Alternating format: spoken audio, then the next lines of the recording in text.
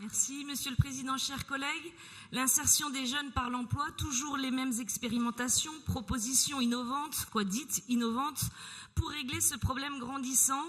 Mais nous constatons que plus on mobilise de lourdes organisations administratives et financières, plus le nombre augmente de ces décrocheurs, raccrocheurs. J'avoue avoir un peu de mal avec les mots employés dans ce rapport qui me semblent tellement humiliants pour ceux qui sont censés les porter. Ils sont de sorte. Les jeunes qui ne sont pas faits pour des études longues et n'ont pas reçu le bagage nécessaire à l'école pour pouvoir rebondir et qui, faute de trouver un patron pour faire une formation en alternance, se retrouvent sans rien, livrés à eux-mêmes, sans diplôme ni emploi et à qui notre système ne propose que l'assistanat.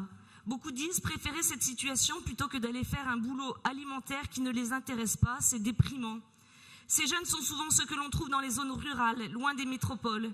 Et puis, il y a les jeunes issus des quartiers qui, dès l'âge de 13-14 ans, ont compris que faire le chouf pour 300 € par jour était beaucoup plus lucratif que d'aller s'embêter sur les bancs de formation. Dans les deux cas, il y a des solutions évidentes. 1. Retrouver un système scolaire qui permette de transmettre des savoirs et la culture avec une pédagogie qui s'adapte à chaque élève en lui permettant de s'épanouir avec des règles et des repères. Donc, remise en avant des fondamentaux, lire, écrire, compter et comprendre son histoire. Et ce n'est pas votre majorité qui me contredira, car vous avez eu le courage, de financer à hauteur de 200 000 € Espérance banlieue. Et puis la deuxième solution aussi, c'est remettre l'apprentissage à 14 ans. Ainsi, beaucoup de jeunes qu'on a forcés à poursuivre des études qui ne leur correspondaient pas pourraient s'épanouir dans un métier où ils se qualifient. Voilà un bon moyen de valoriser l'intelligence de la main. Si on appliquait déjà ces deux mesures au niveau national, le nombre de décrocheurs baisserait beaucoup.